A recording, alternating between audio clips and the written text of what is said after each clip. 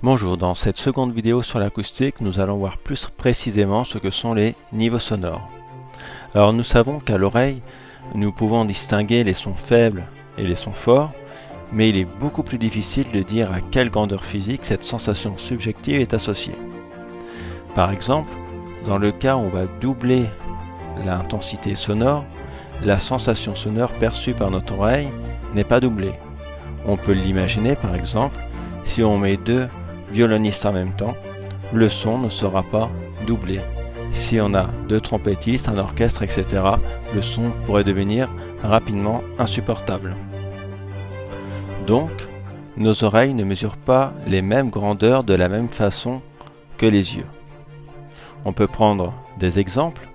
On sait qu'une longueur pour nous, 20 cm, nous paraît le double de 10 cm. Dans le cas d'une masse de 2 kg nous paraît le double que d'une masse de 1 kg. Et le son de deux violons, comme on vient de le voir, ne donne pas l'impression d'un son deux fois plus fort que celui d'un seul. Donc c'est un point auquel il faut faire attention en acoustique. Le niveau sonore se mesure en bel et plus précisément en décibels. On rappelle qu'un bel égale 10 décibels et l'instrument pour mesurer l'intensité sonore est un sonomètre. On peut voir aussi sur cette image différents niveaux en décibels représentant des niveaux sonores que l'on peut connaître, celui d'un laboratoire, celui d'une conversation, etc. jusqu'au bruit d'un avion de chasse. Et on voit que le niveau va de quelques décibels à 120 décibels où on atteint le seuil de la douleur. Nous allons voir que le niveau sonore peut s'exprimer de différentes façons. Nous avons le niveau d'intensité acoustique, NI ou LI pour level, le niveau de pression acoustique, NP ou LP, et enfin le niveau de puissance acoustique, NW ou LW. Avant de voir plus précisément les relations qui vont exprimer ces différents niveaux sonores, on va faire un bref rappel sur la fonction logarithme décimal qui sera utilisée dans ces relations. Si l'on prend la calculatrice et qu'on regarde sur l'écran, on s'aperçoit qu'on a la fonction log, LOG, qui est sur la même touche que la fonction 10 puissance x. Et tout simplement pourquoi ? Car ces deux fonctions, log et 10 puissance x, sont réciproques. Alors qu'est-ce que ça veut dire ? On va prendre un exemple. Si on prend 10 puissance 5 et que l'on fait la fonction log de 10 puissance 5, on va obtenir 5. Un autre exemple, log de 10 puissance moins 2 sera égal à moins 2. Donc l'on s'aperçoit que la fonction log va annuler la fonction 10 puissance x. Donc passons maintenant au niveau d'intensité acoustique NI ou LI. Alors, pour pouvoir exprimer cette intensité acoustique, on va prendre l'intensité acoustique I, qui s'exprime en watts par mètre carré, et on va la comparer à I0.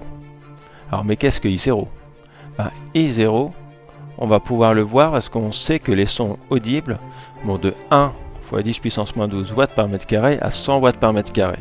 Et tout simplement, l'intensité au seuil d'audition, donc qui est l'intensité minimale que l'oreille humaine peut recevoir, est I0, et qui a pour valeur, comme vous le voyez, 1 fois 10 puissance moins 12 watts par mètre carré. Et donc, on va en prendre, nous, la fonction 10 log de I sur I0, qui nous donne LI, le niveau d'intensité acoustique.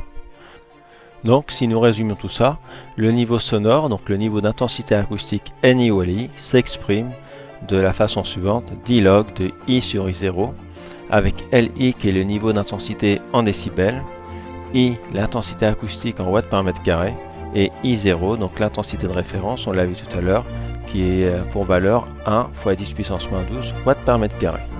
Maintenant, nous allons voir le niveau de pression acoustique qui est nommé NP ou LP, N pour niveau, L on l'a dit aussi pour level de pression. On va prendre la pression P et comme tout à l'heure, on va la comparer à la pression P0 qui est la pression de référence. Et la pression de référence qui est la pression au seuil d'audition a une valeur de 10 puissance moins 5 pascal.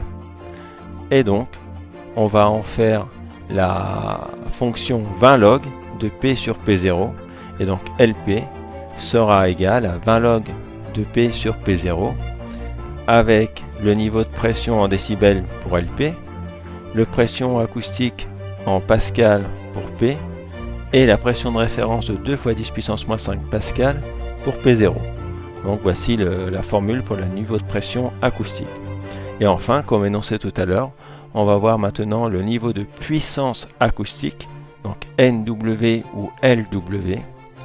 On va donc prendre la puissance acoustique étudiée, W, on va la comparer, faire le rapport à W0, et donc W0, qu'est-ce que c'est? C'est la puissance de référence au seuil d'audition qui a pour valeur 1 fois 10 puissance moins 12 watts, et on va en prendre la fonction 10 log, donc LW sera égal à 10 log de W sur W0, avec LW le niveau de puissance en décibels, W la puissance acoustique en watts, et W0, on vient de le dire, la puissance de référence qui vaut 1 fois 10 puissance moins 12 watts. Donc voilà, j'espère qu'à travers cette vidéo, vous avez pu comprendre les différentes notions du niveau d'intensité sonore liées à la fonction mathématique logarithme. À bientôt!